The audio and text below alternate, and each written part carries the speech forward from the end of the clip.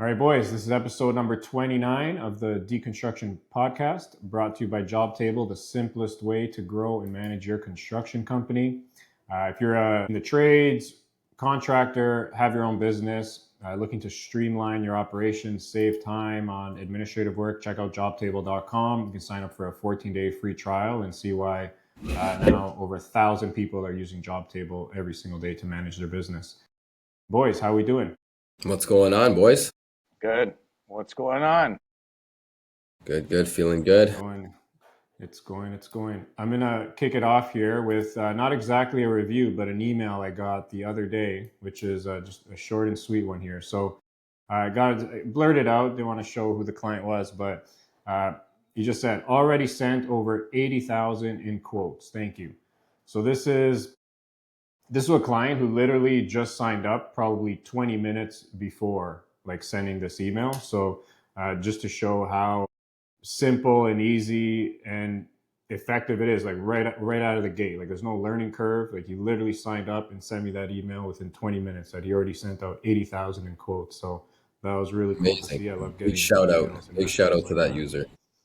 Big shout out, and just goes to show you how simple it is, right? Somebody just signs up within 20 minutes, just pumps out probably like 5-6 quotes. Love it. I love it. All right, well let's kick it off here. There's a few topics we got today. First is just about pricing, right? So with accelerated rise of costs everywhere between tariffs, inflation, trade wars, a lot of construction companies and trades might be looking at their prices and quotes and thinking, shoot, I have to increase my prices in order to make any meaningful profit. So, Johnny, given like this reality where everything costs more, how can contractors face this situation when dealing with clients while at the same time just trying to stay competitive? Yeah, it's in this time it's a tough go because obviously everybody needs to make money, cost of inflation, everybody's feeling it in their wallets. But at the same time, there's a lot of guys sitting at home. Um, and the reality is, I think we touched base on this a few episodes ago, um, where I think right now the main goal is just to keep busy. So even though material costs are going up, I would say you could keep your material in line, obviously, because if material goes up, you're not going to be taking the hit on it. You got to price it accordingly. But in terms of like labor rates, and I know a lot of labor rates are going up. You always have to be mindful. Like right now, like our company, as of right now, we're every 30 days we're asking suppliers for the new pricing. We're constantly updating our bid sheets. But at the same time, we're trying to keep busy, which means that we're going a lot more aggressively after jobs. So, you know, a lot of guys, they want to stick to the old pricing. I know, talking to some guys, they're like, oh, what I was charging during COVID is the same I'm charging today, and it's like, yeah, but what is your margin there, right? Because during COVID, it was booming, right? Everybody was doing renovations, everybody was spending money. Right now, people are peeling back. So when people peel back, but the costs of everything goes up, your best bet is to stay competitive, right? And again, I'm under the impression that in order to you know keep the machine well oiled, um, you know you got to go in aggressively, make sure that you're covering costs, make sure you're making a little bit, but definitely don't hit it hard because the reality is a lot of guys are hungry out there, and a lot of the pricing has become very aggressive, and you're going to notice yourself, you're going to be pricing jobs, and you're not going to get one, you're not going to get the other, you're not going to get the other, and then all of a sudden you're going to be slow, and you're going to wonder what happened, right? So again, it's staying ahead of the curve, just making sure that you're always up to date with your supplier's pricing, and just being mindful of your profit margins, right? Actually, that was a really good point. I just wanted to add something to it that like this is where my mind goes to, is really protecting yourself when you're sending out these quotations because there's so many unknowns right now. So when you're sending out the quotes, just like being very specific that this price only applies for the following 30 days, and really making your general contractors or your potential customers aware that there could be some price changes and increases in the near future. Because the last thing you want to do is just make all of these promises. You're going to get this job done. It takes maybe a few months for this job to get going, and then finally you get the PO, and the next thing you know, your equipment's gone up 20%, and you don't have anything to protect you, right? So just keep that in mind. With that being said, like I also think about like what Johnny was saying, how it is very competitive, and there's guys out there that are literally cutting their own throats, right, just to get any kind of work. And I get it, like you have to turn over work, especially if you have a big crew. But at the end of the day too, you have to find that fine balance where you also don't want to sell yourself short. Like I think in this day and age, like if you've been in business for 5, 10, 15 years, like we have, you build a reputation. And I think that it's important to also hold yourself to a certain standard where it's like, look, you might pay an extra 5, 10% with me, but you know what you're going to get. I won't let you down, especially in a commercial industrial project where, meeting deadlines is so crucial that you definitely don't want to kind of like cut your own throat on a job, so to speak, where, especially when you've been in this game for so long and you have a reputation. Obviously, that's easier said than done, but I think that over time, if you're doing consistent good work and you're a very trusted name in the industry, I think that you can find that balance with your general contractors, and they will lean towards going with you for an extra 5% rather than some random fly-by-night guy that's cutting his own throat just to get a job, right? And he probably won't even end up finishing the job. These guys are not stupid. They also understand that, right? These general contractors. So that's where my mind goes on that. Costa, what do you think? Yeah. Yeah, my mind goes in a couple of places. One, just touching on what you're saying, Charlie, I think a lot of business owners, they naturally try to compete on price because that's just the easiest differentiator in any business, right? If you're entering a competitive space or you are in a competitive space, the easiest way you can differentiate yourself is by charging less than the guy beside you, right? That's basic. That's what everyone does. Instead, like I think it's very important to like shift the perspective, right? Like you're saying, for example, if there are a lot of there are a lot of consumers and clients out there who don't mind paying a premium for just quality service, communication, good experience. Like I'm one of those people, right? I don't mind paying a contractor more, even knowing that I could get a cheaper price elsewhere, knowing that I'm going to get good quality work, good service, there's communication, they're accessible, they clean up, so maybe that's something to think about is just like shift how you differentiate yourself rather than price, quality and experience. And I think again, like I think that's earned, right? If you've been in the business for a long time, you'll obviously have a reputation, but also to working with contractors that have been doing this for a long time and building these relationship helps a lot because a guy that you've been working with for 10, 15 years is not going to question you on the price. Right? As where if you're just starting to work with these new developers or new GCs and you don't know who these guys are, they could be fly by night guys for all you know, and they're just looking for the lowest bottom barrel price that they can get so that they can win this job on a competitive bid, right? As where a contractor that you have a relationship with, he might say, look, I'm going to save a little more I'm going to save 20% on the electrical because these guys are good and they're cheaper, but you know what, these plumbers are 5-10% higher, but I really want these guys on the job. So they'll work with you and they'll make it happen just to get you on that site. Yeah, and I also think though too, it's all on the market that you're in. Obviously, when you're in a competitive, bid and tender market, unfortunately, and I don't agree with it, but it is what it is. Unfortunately, 95% of the time, it is the lowest price that wins. And we have a kind of like an ongoing joke in the industry. Like we closed a job last week, and the GC informed us that there was like 12 bidders. So there's 12 GCs. Each GC has, on average 15 to 20 sub trades, each, right? So just imagine how many people are bidding the same job. And we have a funny saying where it's like, well, looks like, you know, whoever missed the most things is going to win the job, right? Because that's the reality of it too, right? When everybody's going to bottom dollar. So 100% on what you said, Charlie. Don't sell yourself short, but also just be mindful that you know we are in a little bit of a hard market right now, right? Which means that there's not an abundance of work out there. There's a limited amount of work, and unfortunately, there's a lot of companies out there that are hurting for it. So, price aggressively, know your material costs, know your overhead costs, know your labor costs, and don't be greedy. Because again, you're gonna notice yourself if you stay on that same pricing of 2022, 2023. You're going to notice you're going to be pricing, you're not getting a job, you're going to be pricing, you're going to be pricing.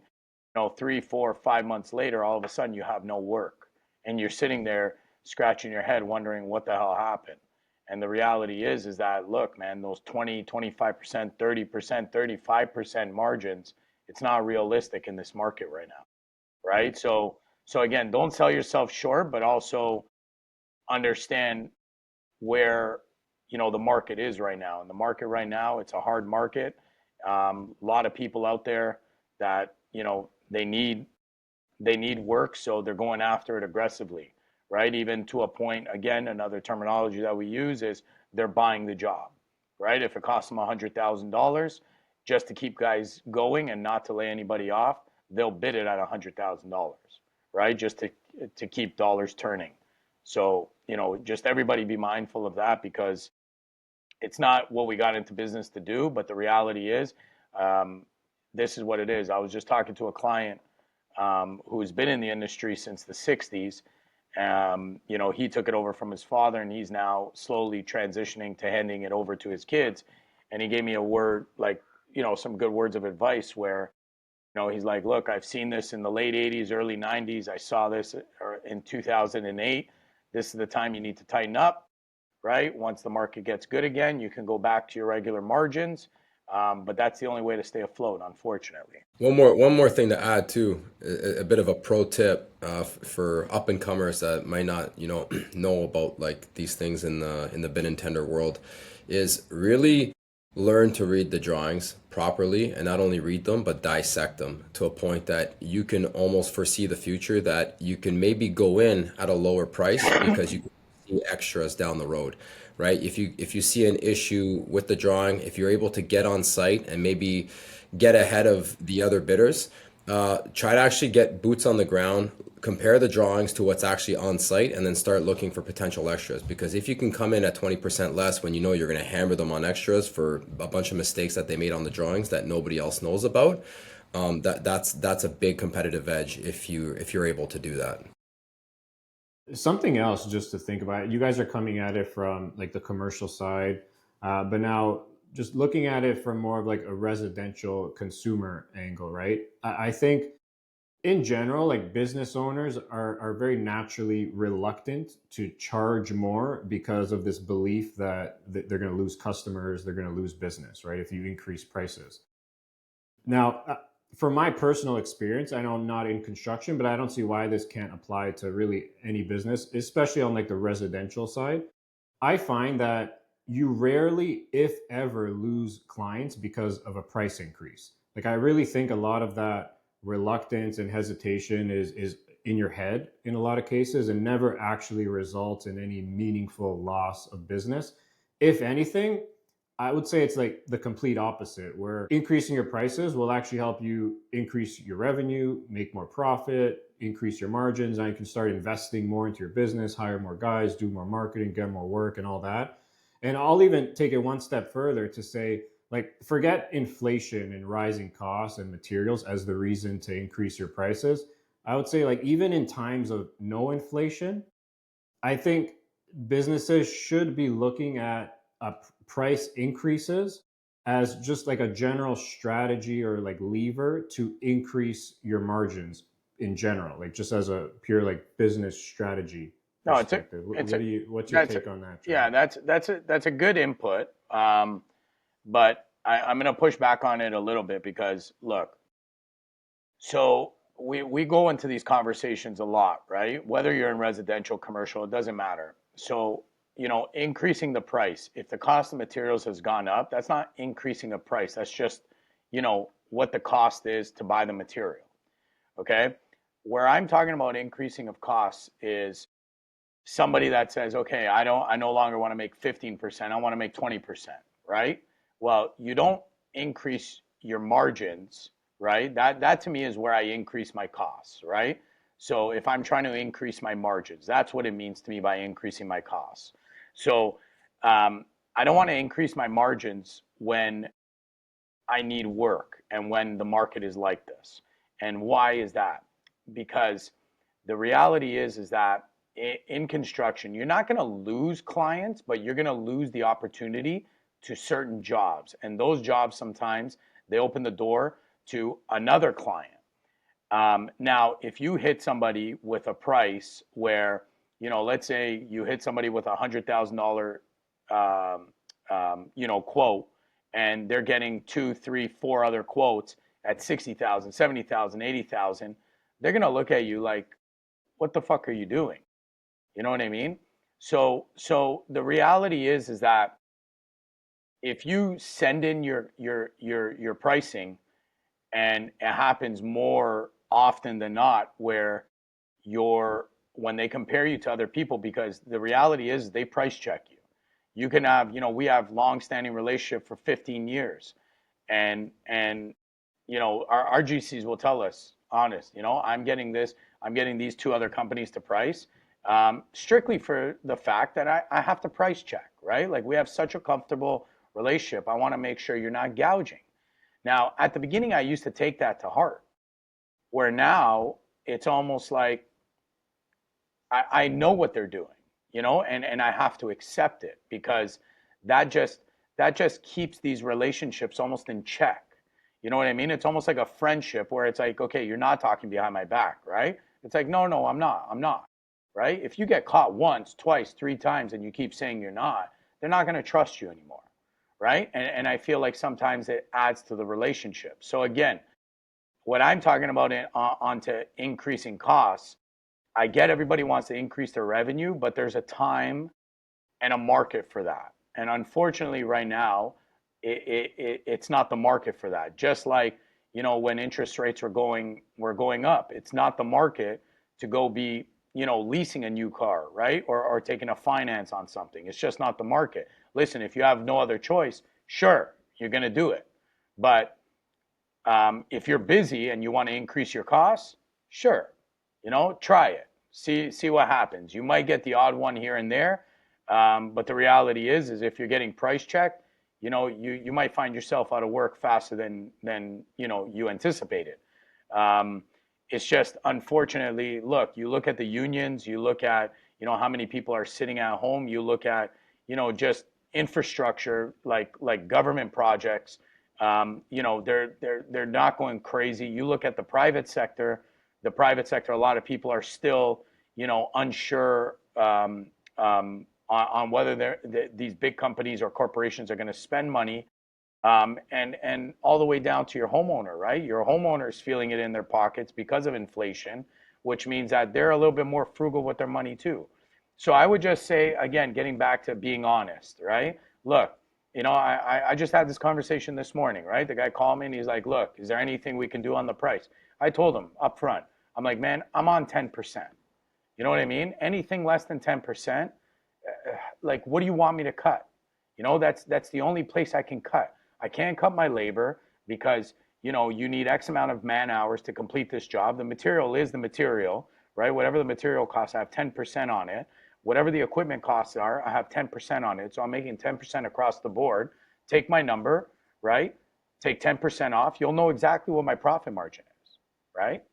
Yeah, So I don't disagree with you. That's why I think this, what I just said applies, I think, more on the residential side. Like, for So example, if I'm yeah, if I'm a homeowner and I'm looking to renovate my kitchen, although times are rough right now, I think a lot of homeowners, although they are frugal, I think there's a large subset of consumers, like homeowners specifically, and just people in general, who are looking more at quality of work, because like I don't want to do this like more than once. Like times are tough. Like I just want someone good who's going to do the job properly. So I think there is like a little sweet spot in downturns of the economy where you can like really focus on the quality and like potentially increase prices, like really stand out as that contractor who's going to provide like premium work, and that does increase your margins. It has nothing to do with like your materials. It's just your quality of service.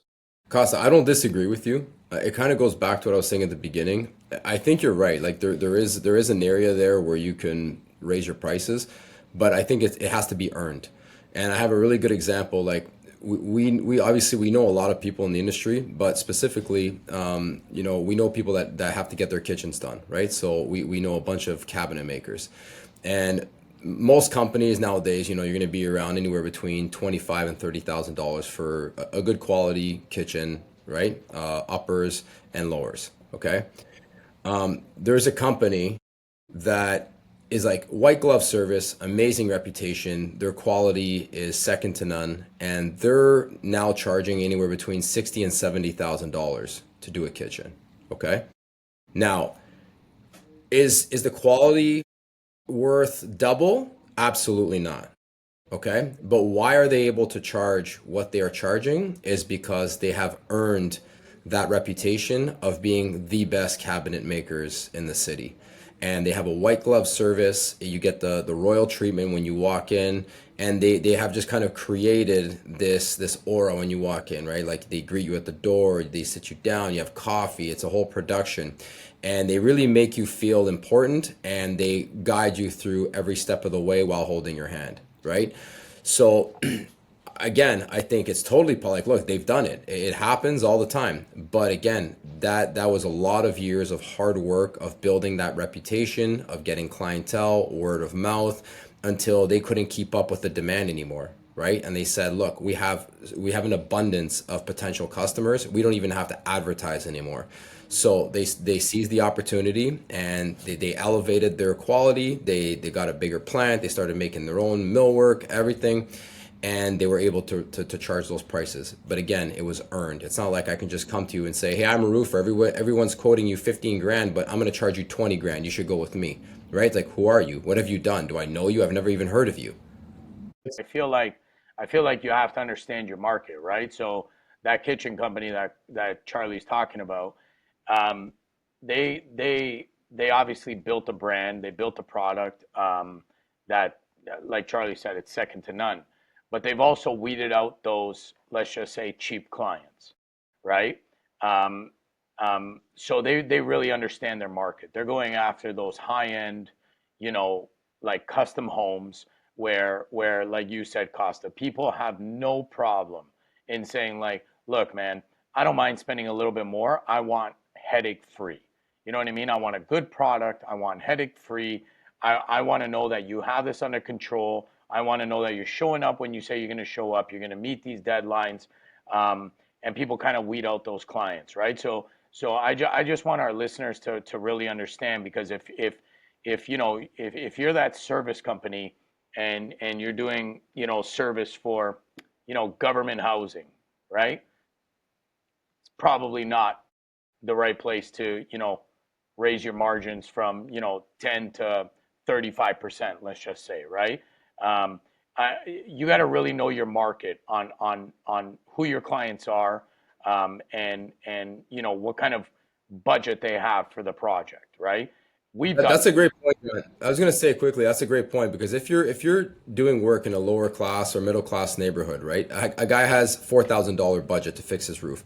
He doesn't care if you're coming in at 6,500 and you claim to be the best. It's like, look, I got 4 grand. I'm going to go with whoever can do it for 4 grand. But if you're working in Forest Hill, an upscale neighborhood, now what are they looking at? They're going to be looking at your Google reviews. What kind of truck did he pull up to my house in? How does he carry himself? How did he make me feel in that conversation? So that's where it's like the clientele, if you're complaining about the type of work and for what you're getting it for, then you may be just working for the wrong people, and you maybe need to focus in different areas. Yeah, and it gets back to one of our conversations where it's like, look, sometimes you gotta just like you hire and fire employees, sometimes you gotta fire clients. And I'm telling you, once in a while, it feels so rewarding, and not to say that, oh, I got to tell this client where to go. It's just sometimes, no matter what, you cannot please any client. You know what I mean? I have these conversations all the time where it's like, I can give somebody some of our clients, like I could give them a price for $1 and they're still going to complain. You know what I mean? So you get to a point where, sometimes if you're operating and you know that your work is top quality, sometimes some of these clients, they're just not worth the time. Like And you know, you're working fairness, in in a all totally fairness too, different is market. in all fairness too, it's sometimes it's not about you firing a client. Sometimes you just legitimately just outgrow them, right? Like we used to install kitchen sinks for $100, right? When we started 15 years ago. Some of those clients from 15 years ago still call us for work today, and they can't believe how much we charge now, right? They can't fathom it. It's like, oh, what do you mean? You did this for $100 15 years ago. It's like now you're charging 350, $500, right? But again, we've changed as a company. We've grown. Prices have gone up. So sometimes it's just, it's time to just part ways with that customer because they're still working on a smaller budget and an unrealistic one, and they may need to call, a smaller company that's able to do the job for that price. I want to just come back to like the kitchen example, right? Like you were saying, Charlie. Yeah. Like I totally agree that if you've been in the business for like decades, your experience, your testimonials, like all that, like it comes into play, right? Where you can now justify charging more.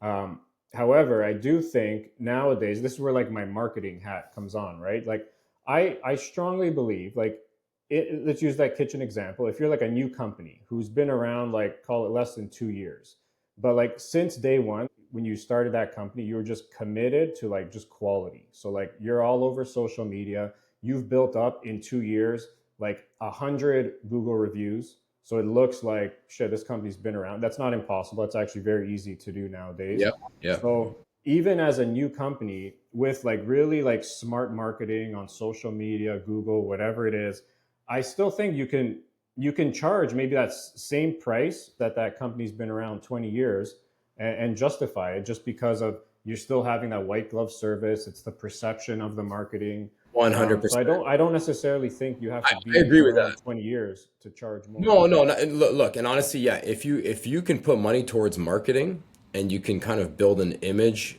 of your company in a short amount of time, that's doable. I just think like more real like that to me that's like a unicorn, right? Like can it be done? Yeah, 100%. But to get like a natural following and build it up, you're gonna have to throw some money at it. Absolutely, it can work 100%. That just opens up a whole different conversation of like, do you have a budget for marketing? How much time can you dedicate to social media? But by all means, I'll be the first to say that that's definitely the way to go, because you can take a small company that just started and you can turn it into a unicorn where everybody's banging at your door begging for you to do work for them because of how good your social media presence is, right? But again, as us three of us know, that's a whole different conversation. That's a different beast in itself, right? Yeah, yeah. Switching topics, but kind of sticking on the same theme, sort of. So the economy is shaky. A lot of jobs are uncertain, and good help is seems to be hard to find. Johnny, what are contractors doing right now? Like, are you seeing hiring? Are they holding off, scaling back? Like, what do you think is happening? Well, look, from a lot of the guys that I've been talking to, there have been a lot of layoffs. Again, like you said, the economy's shaky. There's a lot of people hurting for work, and unfortunately, there's a lot of guys sitting at home. Just spoke to somebody this morning and just found out that another company is going under. And it's sad to see,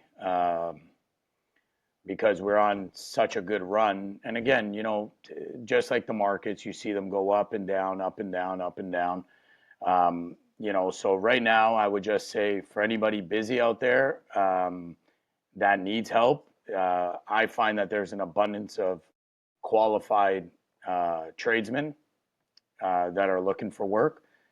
But the reality is I see more layoffs than hiring. Charlie, what do you think is so for like for a company that's like not in that position where like they're going under, like they're actually doing well, they're growing. Does it make more sense to just hire someone in house or use subcontractors? It depends what you're doing. What I would suggest though, if you're looking, for a good helping hand, like you said, good help is hard to find. It is and it isn't. I think, my plan of attack is we throw ads out there and I get as many people through the door as I possibly can. I trust my judge of character. So if I can have 50 people come through my office in a week and I can meet every single one and have a quick conversation with them, get a feel for them, I can kind of, turn that 50 into a short list of maybe 10 for a second phone call and work my way from there. And then, based on what I need at the moment, whether it's experience or I just need, a grunt, like a hardworking guy with crazy work ethic, I make my choice. And then again, if it doesn't work out, I have a large pool to go back to. I think it's a numbers game. There's always those diamonds in the rough, like we talked about many times in the past, right? Like they're out there, but how are you going to find a diamond in the rough if you're not willing to sift through the 50 to 100 that are not diamonds? You have to go through them to find the diamonds. Well, look, Charlie, Right. we just did some hiring. Wouldn't you say that this time around we saw a lot more, let's just say, qualified candidates than we did in the past 2 years? Yeah. And again, I don't know if I attribute that to, to a recession and people, having layoffs, because I've seen it all. I've seen, like, when it's been booming, we've hired some of our best guys in a booming industry. We've hired some of the best guys in the recession. So honestly, for me, it's such a, we're fortunate that we live in a massive city, right? There's a lot of people here. So again, I think even when the economy is booming and companies are busy, there's still those guys out there. And again, it may be someone with less experience that needs a little bit more, tender love and care and some training. But you might find that guy that's just got that work ethic, that drive, and he's teachable, right? So again, and honestly, you know how I feel about things, guys. Like I only control what's in front of me. If I need to hire a guy, I don't look at the economy. I don't look at who's failing, who's booming. I say, look, I need to find a guy. That's my mission. So I'm gonna throw the bat signal out there, and I'm gonna do whatever it takes to find that guy, regardless of what's going on out there in the world. Yeah. So I think a lot of the conversations that probably we all have, a lot of the hurdles that the average company has from like getting to that next level is like trust issues in a way. Where like, having to hire someone, trust them, train them to do the job, like as good of a job as the owner, and just trusting them to like do it.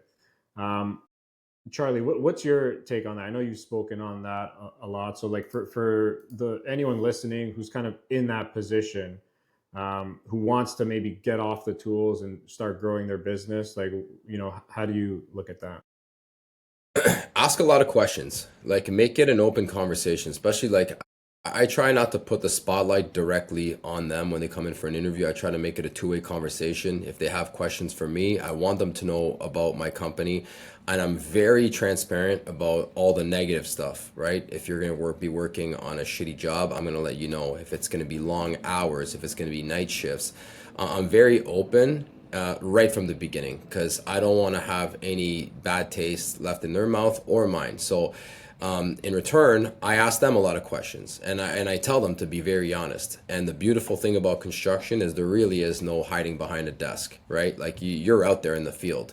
So I mean, do your due diligence, ask a lot of questions, get to know them as best as you can, and then obviously rely on your gut. Now, as for trust is not something that you can hire a guy and have trust for him. That's something that's built, right, over time. So again, you have to use your best judgment, try to find the best candidate you think is the right fit for the job, and then you start building the foundation from there, and then start building the relationship as the weeks go on. And like I said, if he's not who he says he is, rely on your employees. Put him with your right hand man. Put him with your most trusted guys that you do have, to relay back any information that they see. No, he came in late. He left early. right? He took an hour for lunch instead of 30 minutes. These little things, get that information and a lot of it, as much as you can in the first couple weeks, so you can uh, kind of create like this view you have him, but keep building on that character and those traits, so you can kind of keep a little profile on him. And then that would be my suggestion. Like I said, that's how I do it anyways, and it's always proven to work. Do you think it's fair to say that for a company that, for a guy who, let's say you're a company owner, you have a small business, but you want to like get to the next level, get off tools, start working on the business and the growth. Do you think it's fair to say that to get to that next level requires maybe like to take one step back to take two steps forward, in the sense of like, that trust, to bring someone in to kind of do what you do, it's gonna might cause some fuck ups on jobs, but like these fuck ups is gonna get that person to learn, and that's how you get them to grow. Like, You is know that what? Yeah, true or no? we were just at the TCL event, right? And they had a panel of construction guys, and these young guys from a company asked them that question exactly. It was like, look, I'm trying to get off the tools. I just can't seem to do it. What's your advice? And like obviously the generic answer is just like, yeah, you need to hire somebody that can do the job that you're doing on the tools so you can step away from it. Like very, very generic answer. And I could tell like those kids kind of walked away from that like, fuck, like that's what I've been trying to do. Like that didn't help me at all. Sometimes you have to think outside the box, and sometimes, I mean, first you have to know what you're replacing. So it's like if I'm a roofer and I'm on the roof all the time, and I don't even have time to go quote other jobs because I can't leave the roof. I have to just keep banging in shingles. Then obviously you need a qualified roofer that can be trusted, right?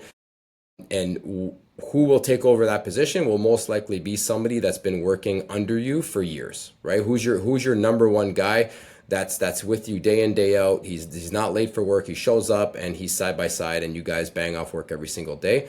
Maybe it's time for him to get a promotion, right? And then and again, it might not be that you need. It may be a guy that can do quotes.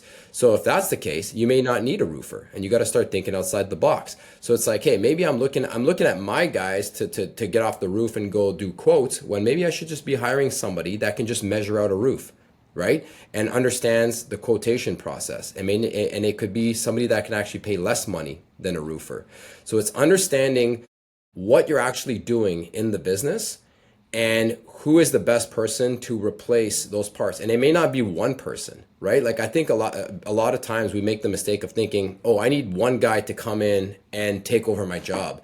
But you're the most important person in the company, right? You're wearing multiple hats. You may need more than one person. So it may take time in order to put these people and give them a bit more. I'm going to give Rob a bit more responsibility. I'm going to give Jim more responsibility, and each one of those guys will take a piece of what you do to give you the time to step away and start working on the business instead of in the business. John, you were shaking your head a bit. Yeah, no, I was just going to say, I agree with a lot of things Charlie said. But getting back to the initial question, like how does somebody step off the tools? I was actually talking to somebody at the TCL event as well about this.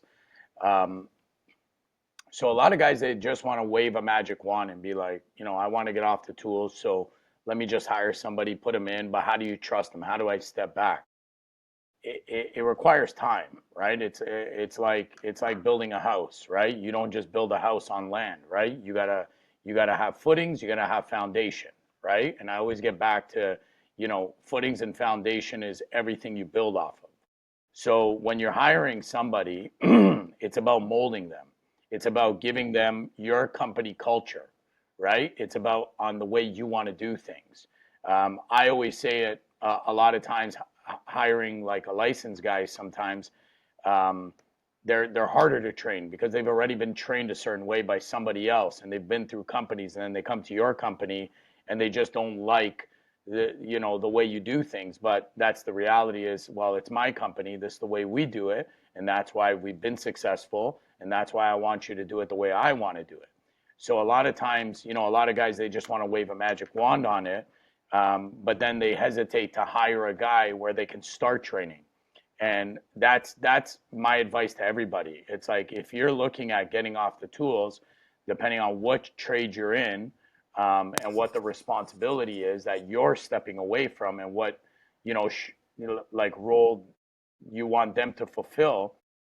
You got to train them on it, right? And you got to train them to a point that, for example, like us, when it was just me and Charlie in a truck, our first hire, he's still with us. That's our right hand man. We know that every time we hire somebody, one of the first people that guy goes to, whether he's licensed, whether he's been a foreman at another company, he's one of the first guys we send him to, because that guy's been trained by us. So that guy's going to give the honest feedback on, he's good. He needs some work on this, because he has that ingrained in him, right? Like, we built the foundation and the footings in him, right? So that's where we're able to step back and put the trust in him, right? So I would just say, for anybody that's looking to step away from the tools to grow their business, you have to start somewhere. Again, getting back to that saying that I always use, you gotta crawl before you can walk. You gotta walk before you can run. You have to start somewhere.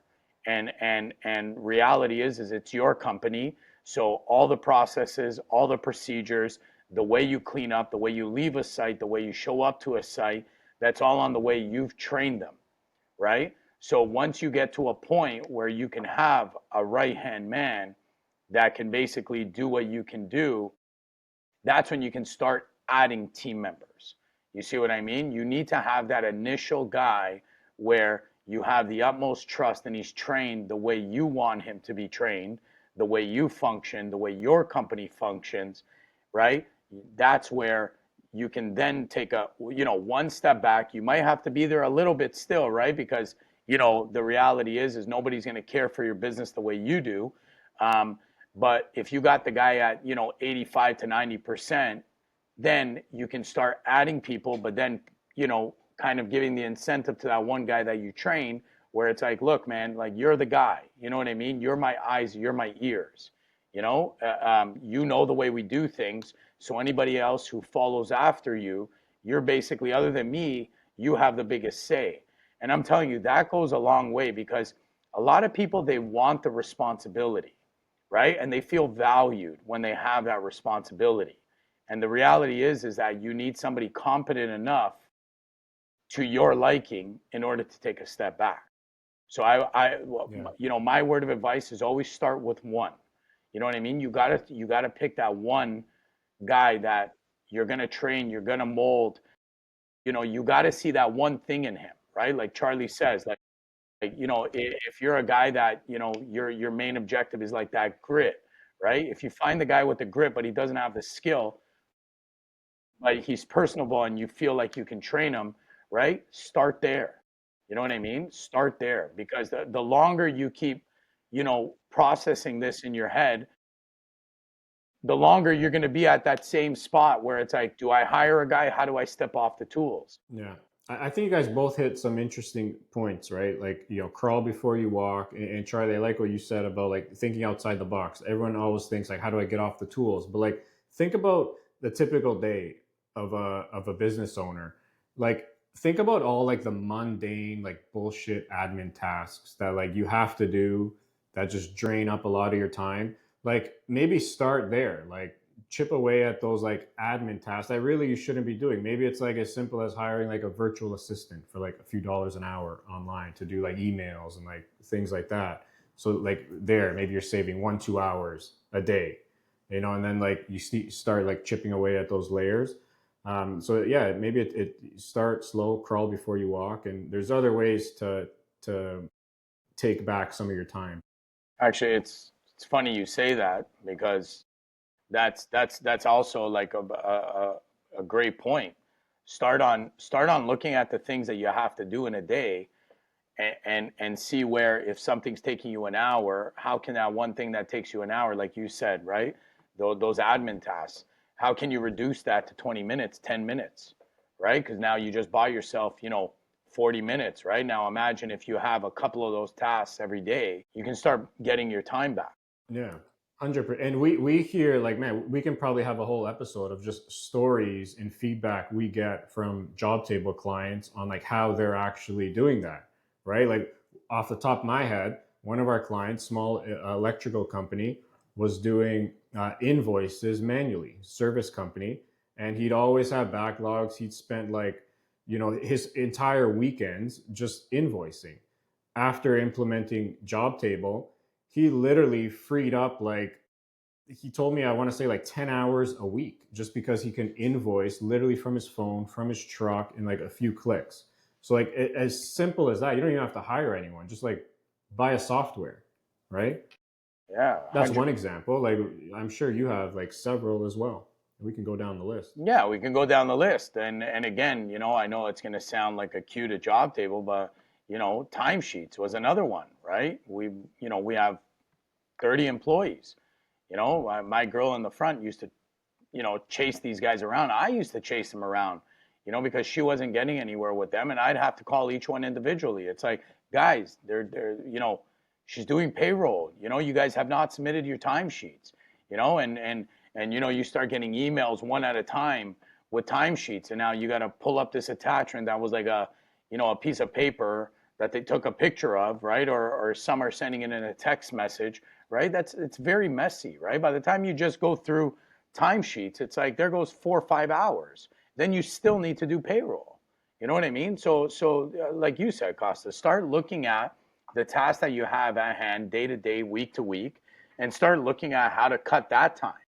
You know what I mean?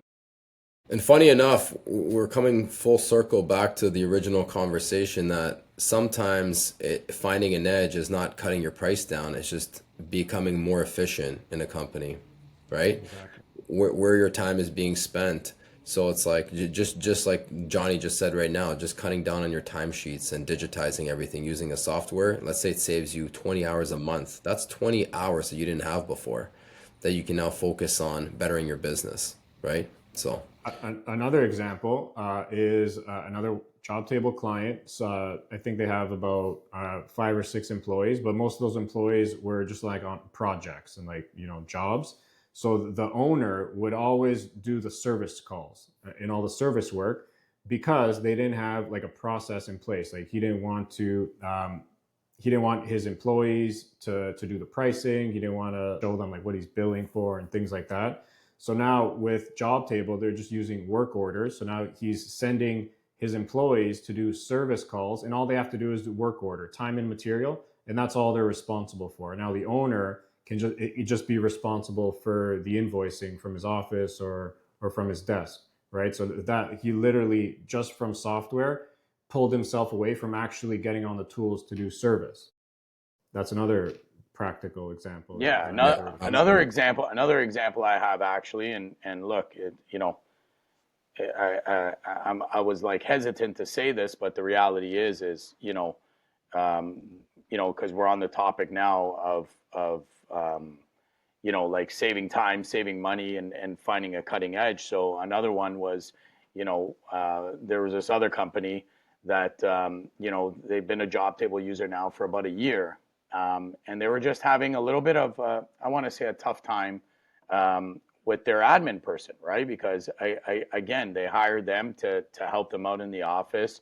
But the way she was doing things, they weren't too happy, but they had no other choice. So they signed up to Jobtable.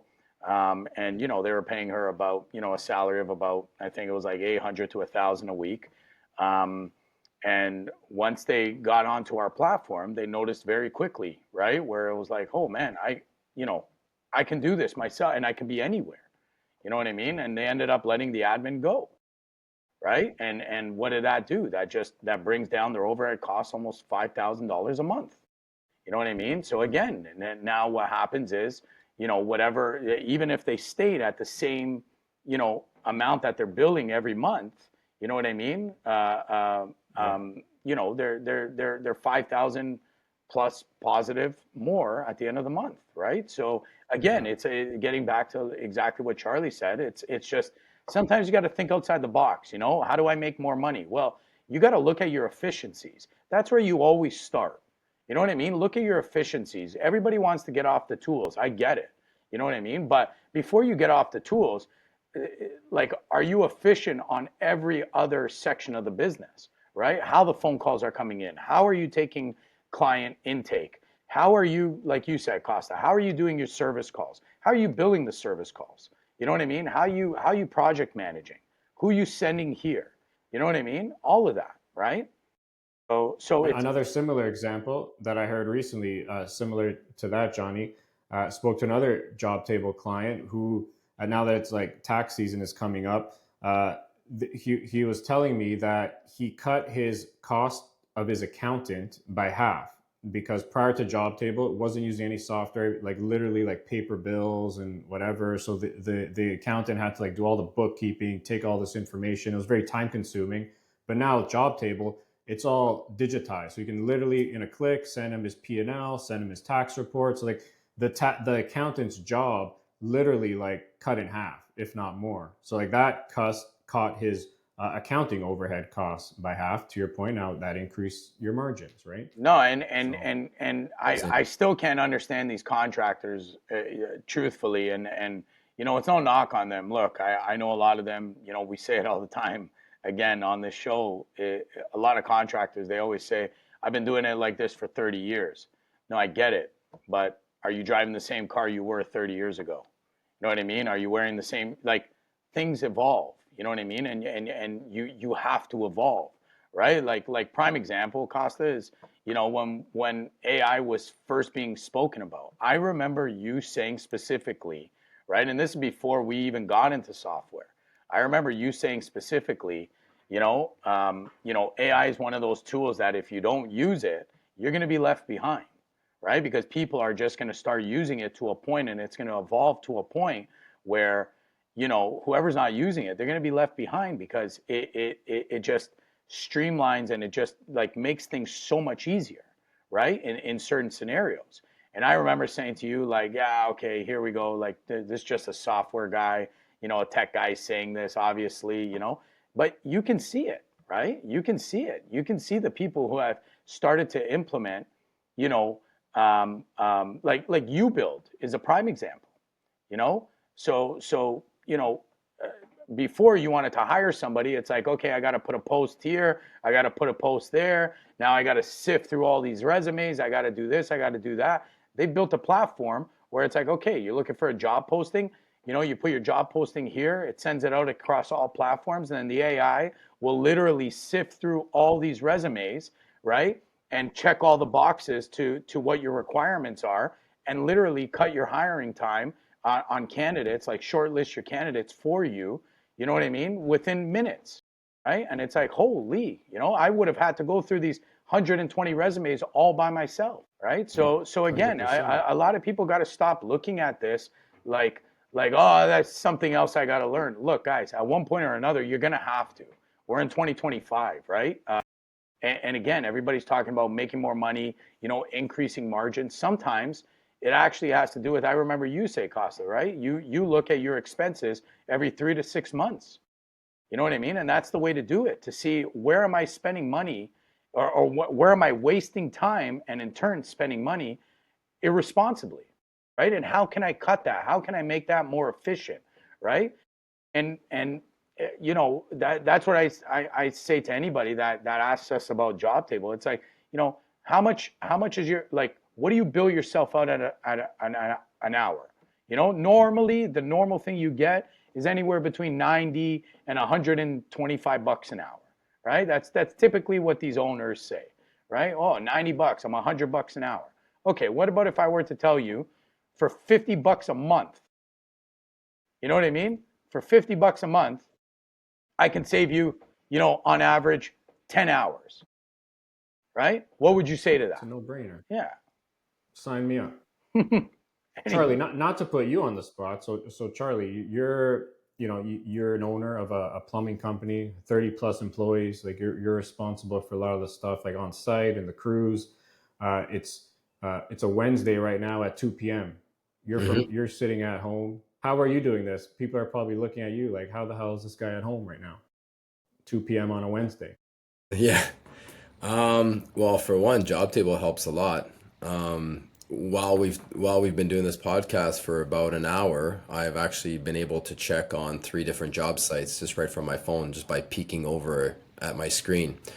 I can project manage. I can quickly go into the job. I have a checklist for my foremans. I'm seeing in real time what's being done, what's not done yet.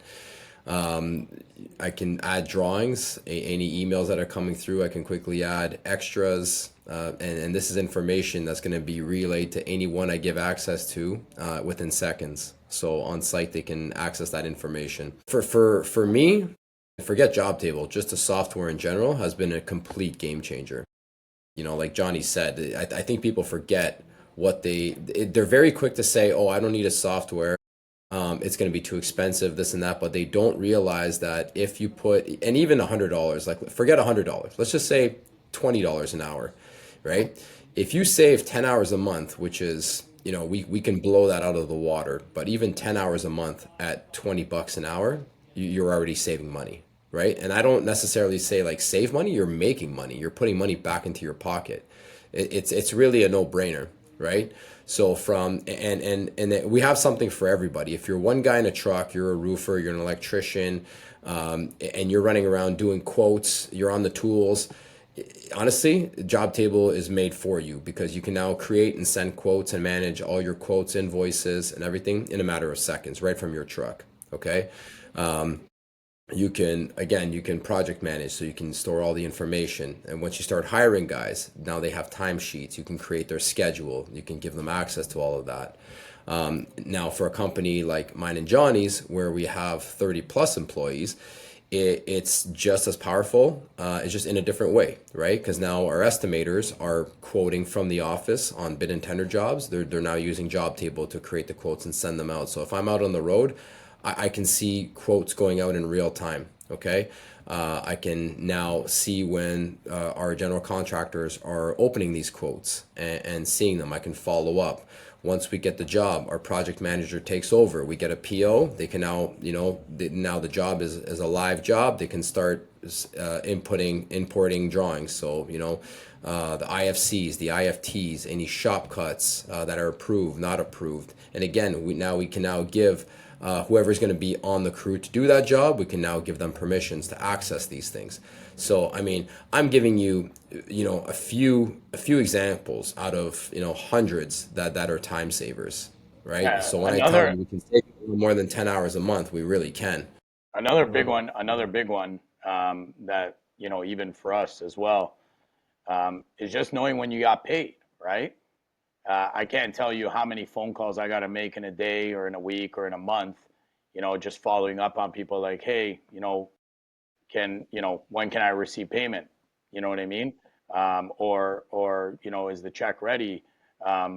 Where now, just this morning, I'm driving to a site to go do a walkthrough, and it's like, you get a notification, and it's like, so-and-so has paid, the balance of X amount.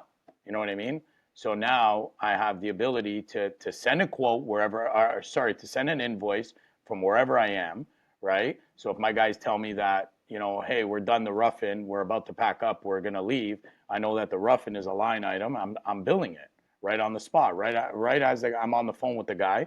I'm in the software doing it. I don't have to relay that message to somebody else or and to get somebody else to do it. I could do it right from my phone while I'm talking to my foreman, and he's telling me what has been done, right? I'm able to send that invoice, and then sure enough, within an hour after that, I just get a notification that our client paid the invoice because you're now allowed to accept online payment with Jobtable. So there's so many efficient ways that guys have to stop looking at things that, oh, this is just something else I need to implement. No, it's not, right? It's something to be efficient within your company, right? You could be one guy in a truck all the way to, one guy with, 3 employees, all the way from one guy to 50 employees, right? It's just a way to harmonize something. There's group chats, like a lot of guys, oh, I'm on a WhatsApp group chat over here. Oh, I use the email for this. Oh, I use this for that. It's like, okay, well, how do you like gather all this information and make sure you're on top of everything? You know what I mean? I see it all the time. Like Charlie was a victim of it too. He used to walk around with a book. Everywhere he went, he had a book. If somebody were to call him, he'd write down a note in a book. You know, I God think he forbid, still has the book. God forbid, you know, God forbid he left something on a page and he didn't transfer it, or he forgot to look at that page, right? So again, it's all about being efficient right now, right? That's the name of the game. We talk about it all the time. What's the hottest commodity right now, right? Hottest commodity is getting your time back. You know, you go back to the cell phones, right? Why did anybody go from a flip phone to an iPhone? Why do you need it, right? Everything you can do on an iPhone, you can do at your computer at home, right? You could still text from the flip phone. Why did everybody move to the iPhone? Why? Because it's convenient. You know what I mean? Why? Because it's harmonized. It's a computer in your hand. You know what I mean? You could text, you could do so many things from one device. It's the exact same with software for a business, right? And that goes for any business. You look at any business, you go to the suppliers, whether you're a roofer or anything like that. They're using a software to input their material, so that when you come and buy a material, it's coming off there. You know what I mean? Yeah. Well, look, guys, I know we always say, like, we don't want to make this podcast about like pitching Jobtable, but like the reality is, like, we are truly and genuinely like on a mission to help as many construction companies as possible. And this is coming from two guys like you who are actively in the business. You run a company, and are just sharing like insights. So that's all we're doing here is like we're literally just trying to provide value and information to the industry to make it better. So Absolutely. with that being said, if you are listening, do check out jobtable.com. There's a 14-day free trial. Check it out for yourself. There's no credit card required, and take it from there, and we can help you out. But guys, this was a good episode. Anything left to add? No, I think that's good. Great conversation today, guys. And honestly, anyone listening that's trying to get off the tools and they're trying to, get more work for the future, just remember it's like it's baby steps. Like you're not going to achieve this overnight. Start hiring, start giving people more responsibility. And that's actually one thing I forgot to mention is that one of the hardest things that I had to do is stop micromanaging my guys. It was one of the toughest things I've ever done. But in giving my guys that trust and allowing them to kind of fly on their own, it was a learning curve. It had its ups and downs, but it has now given me more time for myself to concentrate on different things. But again, Rome wasn't built in a day, but you have to start somewhere, or else you're going to wake up and be 65 and you're not going to be able to retire because you're still working on the tools. Yeah, there you go. All right, boys. Pleasure as always. Until next week, we'll chat soon. Take Ciao, care, boys. man. Take care.